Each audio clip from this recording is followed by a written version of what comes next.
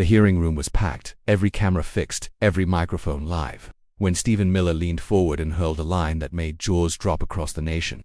"You," he sneered at Congresswoman Jasmine Crockett, "are nothing but a prop here to play victim while real leaders do the work." The words hit like a slap, not just aimed at her but at every immigrant, every woman, every voice that had ever been told they did not belong in the halls of power. Gasps filled the chamber. Reporters froze mid-notes. The insult carried venom, dripping with entitlement, meant to humiliate her before millions watching at home.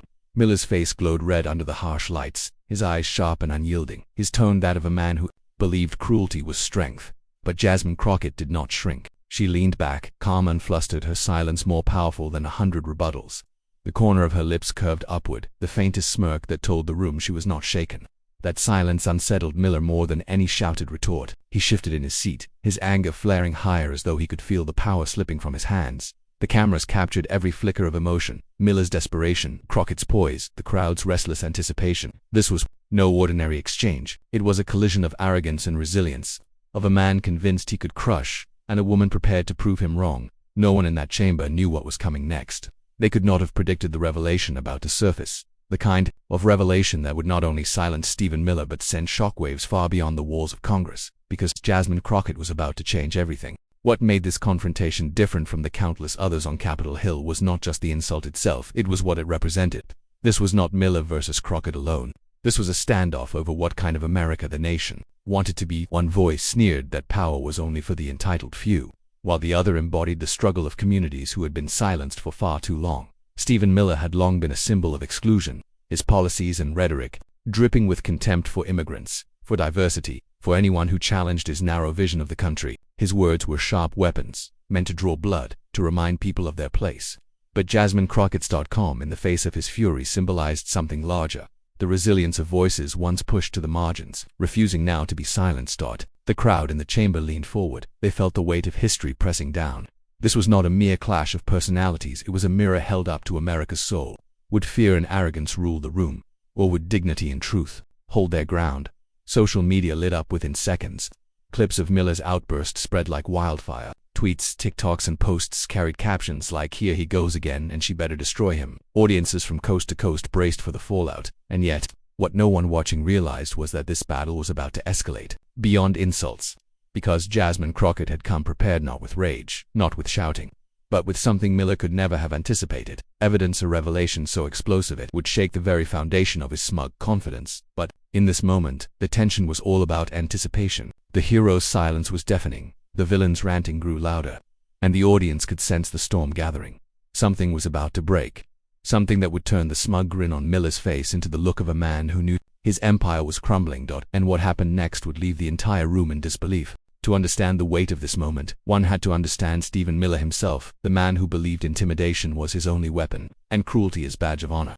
For years he had strutted through Washington with the air of someone untouchable. He was the architect of policies that tore families apart, the designer of speeches laced with venom against immigrants, the strategist who believed division was the most powerful tool of control. Miller thrived on fear. He wore his arrogance like armor, dismissing compassion as weakness and painting empathy as a threat to power. He relished confrontation, because he assumed no one could match his ability to sneer, to interrupt, to belittle. His followers adored his unapologetic cruelty, while his critics loathed him for the very same reason. In Miller's mind, that loathing was proof he was winning, but behind the facade of confidence lay cracks. His speeches often contradicted his past statements. His calls for family values rang hollow against whispered stories of his own indiscretions. Rumors had followed him for years of hypocrisy, of hidden scandals, of private failings that did not match his public crusades. And now, in this chamber, his worst fear was unfolding. Someone was finally prepared to drag those contradictions into the light. As Crockett's calm silence stretched, Miller filled the void with more bluster. He leaned harder into insults, his voice rising, his hands slamming the desk for emphasis. But each outburst made him look less like a leader and more like a man unraveling. The arrogance that once gave him power now exposed his desperation. His past haunted him, and he knew it.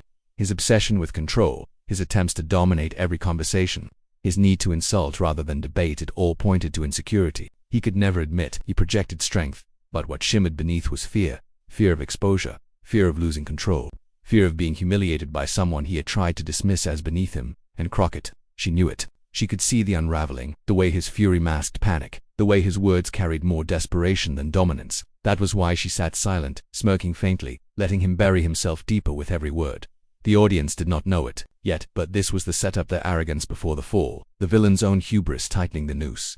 They could sense it, though, in the shifting air of the chamber. The villain who had built a career on breaking others was about to be broken himself, because Jasmine Crockett was holding something he could not shout away, something he could not interrupt or belittle, something that would turn his smirk into shock, his fury into fear, and it was coming faster than he realized. Jasmine Crockett leaned forward, finally breaking her silence. The smirk remained, but her voice, when it came, was calm and deliberate, each syllable cutting sharper than Miller's shouts. "Mr. Miller," she began, "you say I am here as a prop. You say I stand here without merit, without weight. But let us test your words against the truth." The room stilled. Reporters raised their pens again. Phones lifted higher as livestream numbers spiked. Everyone sensed the pivot the moment the victim became the strategist. The moment the silence gave way to precision. Crockett reached into her folder and pulled out documents, their edges crisp, their presence heavy with implication. She did not wave them for drama. She placed them carefully on the desk, letting the sound of paper against wood echo through the chamber. It was a sound louder than Miller's shouting, louder than the whispers of the crowd. It was the sound of inevitability. "These are records," she continued, "records that show a pattern of decisions made by you, of connections you have kept hidden, of contradictions between what you preach in public and what you have chosen in private." Miller shifted, his eyes narrowing, his hands clenched the desk. The fury remained on his face, but behind it flickered something new: hesitation. Crockett pressed forward, her tone steady, her rhythm deliberate. She recounted his past words, his speeches dripping with disdain for families seeking refuge.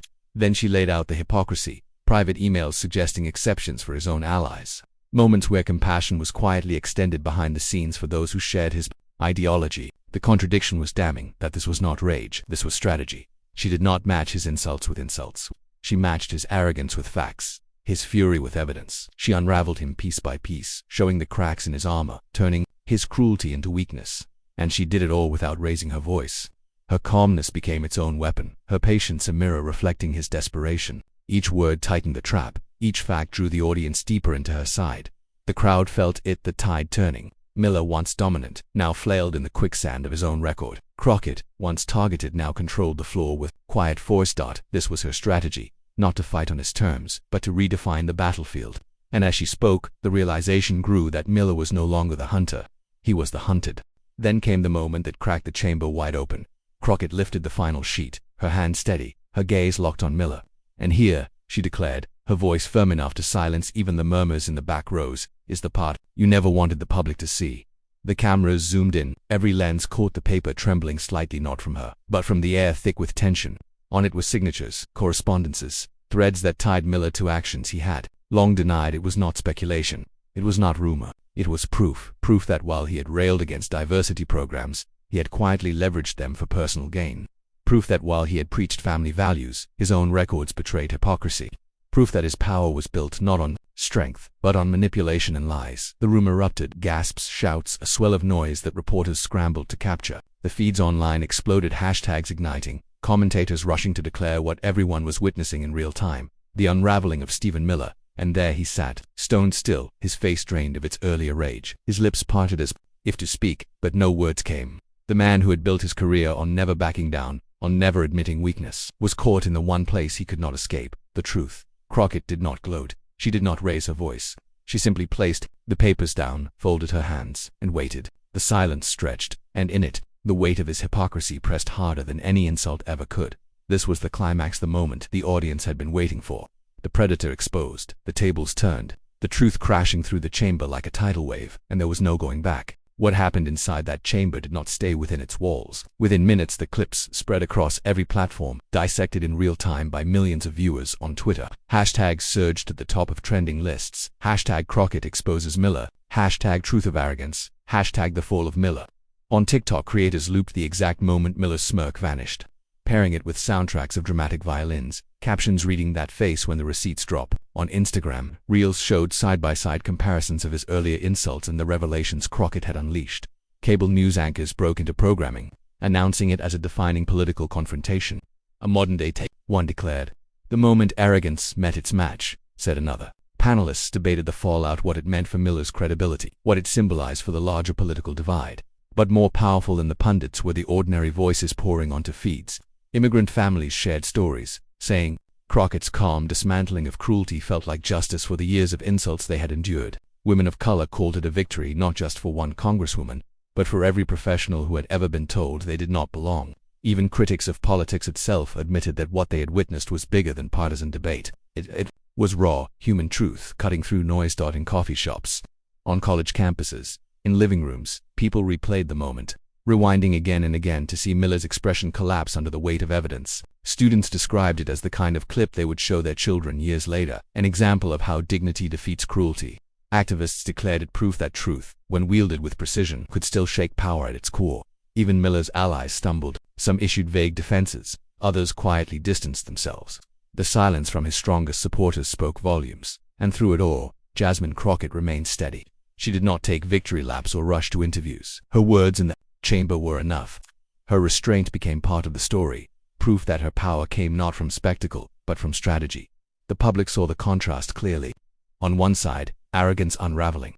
On the other, dignity unshaken, and the verdict was overwhelming. By the end of the day, what began as Miller's attempt to humiliate had transformed into his own undoing, and Jasmine Crockett had become not just a congresswoman defending herself, but a symbol of what resilience in the face of cruelty could achieve. Stephen Miller sat in silence, the fury that had once fueled him now replaced by a hollow stare. His chest rose and fell, but no words came. For a man known for his sharp comebacks, his ability to twist narratives with venom, the absence of speech was more devastating than any insult hurled back at him. The room sensed it, the collapse of a figure who had built his career on dominance. His hands trembled slightly as he shuffled papers he no longer believed in. His jaw clenched, then loosened, as though he were trying to summon the old arrogance but finding nothing left to anchor it. Reporters leaned closer, capturing the downfall frame by frame. The audience that had come expecting another routine clash now witnessed history. The exposure of a man who had hidden behind bluster, finally stripped bare by evidence he could not disprove. Miller attempted to speak at last, his voice breaking, as he muttered something about misrepresentation and context, but the chamber no longer belonged to him. Each excuse sounded smaller, weaker, more desperate. The cameras caught his stammers, his pauses, his failure to rebuild the mask that had shielded him for years. Jasmine Crockett watched without gloating. Her eyes remained steady, her posture unmoved. She had already won, not by shouting him down but by letting his collapse play out for all to see. His unraveling was his own doing, accelerated only by the truth she had revealed. The silence that followed was not mercy. It was finality. It was the sound of a career punctured, of a reputation caving in on itself. And in that silence, the entire chamber seemed to shift. For once, the target of Miller's cruelty did not have to fight back with volume or rage. The truth had done the work, and it had left him defenseless. The villain had collapsed, not in flames, but in the slow, undeniable erosion of his own credibility. And as the cameras broadcast his downfall, millions watched the once unshakable figure reduced to a man cornered by his own hypocrisy. When the hearing adjourned, the crowd spilled into the hallways, buzzing with a sense of witnessing something larger than politics. It was not just about Miller's collapse. It was about what it symbolized. Reporters chased Crockett, their questions flying. How did you prepare? Did you know he would break like that? What do you think this means for the future? But Crockett did not bask in the attention. She walked with measured steps, offering only a few calm words. The truth always finds its way out. Today was proof of that. Outside, the public response reached fever pitch. Vigils turned celebratory as immigrant communities gathered, some waving flags, some holding signs that read "Dignity wins" and "Truth over hate." Parents told their children to remember this day, to see in Crockett a reflection of what resilience looked like in real time. On television, commentators replayed her line again and again. The truth always finds its way out. It became a rallying cry, a reminder that cruelty could be challenged not just with louder words, but with patience, strategy, and courage. For those who had felt invisible, it was validation. For those who had been told they did not belong, it was proof that belonging could not be taken away. And for every young person watching, it was a lesson that, even against the loudest voices of arrogance, dignity had the power to win. Stephen Miller retreated into silence, his statements half, his defenses dismissed as spin. The contrast could not be clearer. A woman who stood firm in the storm, and a man who collapsed when the storm turned on him. The emotional weight of the moment extended beyond the chamber, beyond Washington. It seeped into living rooms, classrooms, community centers. It reminded people that the fight was not over, but it was winnable. This was more than a hearing, this was more than politics.